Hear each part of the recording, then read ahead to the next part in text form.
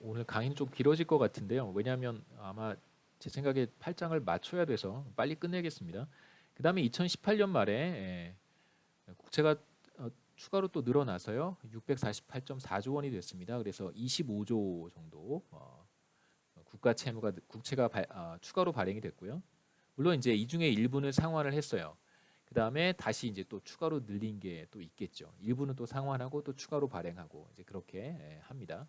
그 다음에 통화량 같은 경우 M2를 기준으로 봤는데 M2 기준으로 보면 2017년에 뭐 2,530조 원, 2018년에 2,700조 원 정도 돼서 추가로 늘어난 통화량은 대략 170조 원 정도 됩니다. 그래서 통화 증가는 이걸 다 정부 지출로 볼 필요는 없어요. 이 중에 일부가 정부 지출일 수도 있겠지만 통화량의 증가는 사실 많은 경우에 사람들이 유동성이 필요해서 실제로 통화량이 늘어나는 경우도 많이 있어요.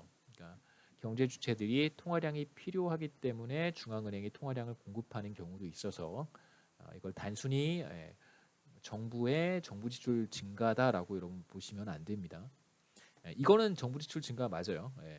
국채가 늘어나는 것은 정부가 지출을 조달하기 위한 방법이기 때문에 이건 맞습니다만 이거는 이 전부가 다 정부 지출로 이어졌다라고 생각하시면 절대 안 됩니다.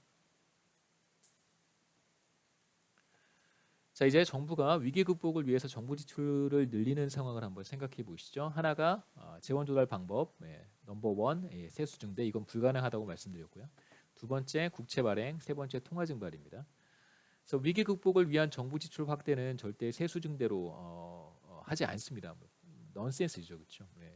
국민들에게 소득을 확충해주는 그런 일종의 의사결정을 해야 되는데 오히려 세수 증대를 통해서 재원을 확보하게 되면 사람들의 가계의 가처분 소득이 처분 가능 소득이 줄어들기 때문에 오히려 소비를 위축시킬 수 있어서 이러한 의사결정은 하지 않습니다. 정상적인 상황이라면 이제 국채를 발행을 해서 재원을 조달을 하겠죠. 그래서 정부 지출을 확대를 합니다. 지금과 같은 재난지원금 정책을 시행을 하겠죠. 그렇다면 정상적인 상황은 이제 이해가 되고요. 비정상적인 상황이 뭐냐면 우리가 지난 글로벌 금융 위기 때 전 세계 여러 나라들이 직면했던 그런 상황이라고 할 수 있습니다.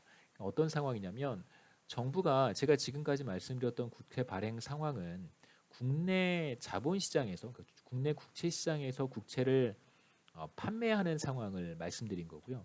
정부는 국내에서도 국채를 판매할 수도 있지만 세계 금융시장에 나가서 국채를 판매할 수도 있습니다. 그러니까 세계 금융시장에서도 국채가 거래가 됩니다. 런던 금융시장 같은 곳에서 국채가 거래가 돼요. 근데 문제는 뭐냐면 비정상적인 상황이라고 했을 때 정부가 국채를 발행을 하는데 정부는 웬만해서 망하지 않기 때문에 돈을 빌려줘도 국채를 제가 매입하는 것이 그냥 속된 말로 제가 정부에게 돈을 빌려주는 거란 말이에요. 그러니까 정부에게 돈을 빌려줘도 정부는 웬만해선 회사와 달리 웬만해선 망하지 않기 때문에 뭐 어느 정도 신뢰를 가지고 국채가 거래가 됩니다. 그러니까 세계 금융시장에서도 이제 비슷한 상황이 벌어지겠죠. 그런데 문제는 뭐냐면 정부가 망할 수 있는 상황이 도래한 거예요. 지난 글로벌 금융위기 때. 정부가 망할 것 같으면 다시 말하면 누군가가 그 정부에 그 국가가 발행하는 국채를 매입을 했을 때 나중에 정부가 그 국채를 상환하지 못한다고 생각된다면 지금 그 국가가 발행하는 국채를 매입하려고 하지 않겠죠. 그게 바로 비정상적인 상황입니다. 어느 경우에 그렇게 되냐면 정부의 재정 적자가 누적이 되면요. 정부의 재정 적자라고 하는 것은 정부가 실제로 사용하는 지출 규모보다 반대로 얘기해야 되나요? 정부의 수입보다 정부 수입이 있고 정부 지출이 있습니다. 정부의 수입보다 정부의 지출이 재정 지출이 더 크면 재정 수입보다 재정 지출이 더 크면 그건 바로 재정 적자가 되는 거예요. 그 재정 적자가 발생하면 정부는 어떻게 해야 될까요? 지속적으로 국채를 발행을 해요. 아니면 화폐 증발을 통해서 자금을 조달해야 됩니다. 정부의 재정 적자가 자꾸자꾸 누적되잖아요. 세수가 확충이 안 되거나 세금이 충분히 들어오지 못하거나 아니면 정부가 무리하게 재정 지출을 확대하게 되면 그런 상황이 이제 몇 년씩 계속 누적이 되면 그러면 정부의 재정 적자가 누적이 됩니다. 그러면 계속해서 국채 발행을 통해서 그 뭐 소위 부족한 부족한 수입을 메꿔야 되는데 그게 어느 시점에 도달하게 되면요 점점 좀 많아져서 어느 시점에 그게 뭐 정확히 몇 퍼센트 GDP의 몇 퍼센트 수준이다 이런 건 없어요. 그런데 대충 보면 그게 대략 GDP의 2%에서 3%를 넘어서잖아요. 재정 적자 규모가. 그러니까 우리로 하면 재정 적자 규모가 2,000조니까 GDP의 뭐 2% 3%면요.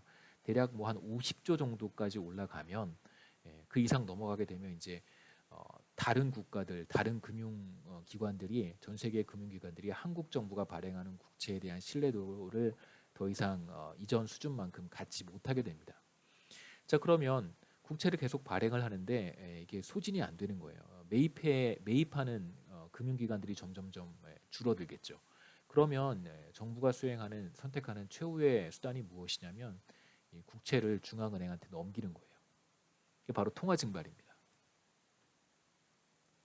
그래서 글로벌 금융위기 당시에 우리가 얻은 몇 가지 교훈들이 있는데 그때 글로벌 금융위기 이후에 유럽의 몇 개 국가들이 있습니다. 대표적인 국가가 그리스고요.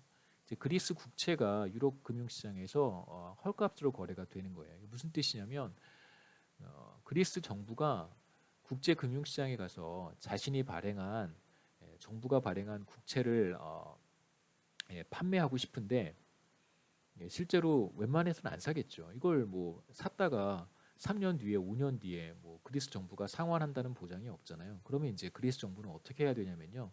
매우 높은 금리를 주겠다고 약속을 하는 거예요. 막 7%, 8%. 보통 국채 금리가 1%도 보통 되지 않습니다. 그 굉장히 낮은 금리인데 7%, 8%씩 금리를 이제 주겠다고 하는 것이죠.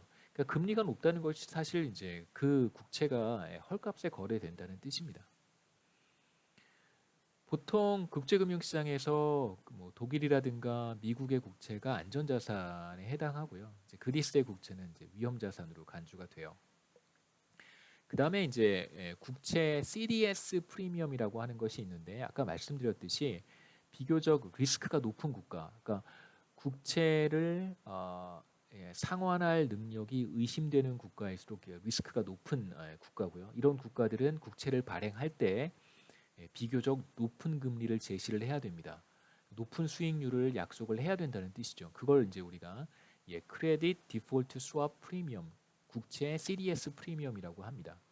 자금 조달을 위해서 국채를 발행할 경우 위험 프리미엄을 제시해야 시장에 참여한 참가자들이 그리스라든가 당시에 10년 전에 10년도 안 됐죠. 한 7, 8년 전에 이들 국가에 이제 국채를 매입하려고 할 것입니다. 왜 이들 국가의 국채가 위험자산으로 생각하는 것일까요? 단순합니다. 재정 적자가 누적이 되어서 더 이상 뭐 기존에 발행한 국채에 대한 그 수익률조차 이자조차 지급하지 못하는 상황이 될 수도 있기 때문인 것이죠. 그다음에 이제 마지막으로 머니타이제이션에 대한 이야기를 해야 되는데요. 머니타이제이션은 정부가 이제 국채를 발행을 합니다. 그런데 이것을 일부를 이제 중앙은행이 매입할 수도 있거든요. 중앙은행이 매입하면 그것에 대한 반대급부로 통화를 제공해야 돼요. 정부의 부채를 화폐화한다는 것이 바로 debt monetization입니다. 그러니까 쉽게 얘기하면 정부가 국채를 발행을 해서 그걸 중앙은행한테 넘기고요. 중앙은행은 국채를 매입했기 때문에 그것에 대한 반대급부로 통화를 정부에 제공하는 것입니다. 현금을 정부에 제공하는 것이죠. 마치 꼭 정부가 화폐를 찍어낸 것과 같은 상황이 되는 거예요. 그래서 겉보기에는 국채를 중앙은행이 매입한 것 같지만 자세히 들여다보면 중앙은행이 매입한 것이 아니라 상당히 많은 통화량이 이제 정부에 의해서 공급될 것이기 때문에 여러분 시중에 화폐 공급이 늘어나게 되면 재화의 가격은 상승하게 됩니다. 그렇게 되면 debt monetization이 일어나는 시점에서 어떤 사람이 루저가 되고 어떤 사람이 위너가 되냐면요. debt monetization이 시행되는 시점에서 화폐라든가 금융자산을 많이 보유하고 있는 사람들은 상당히 많은 비용을 부담하게 되고요.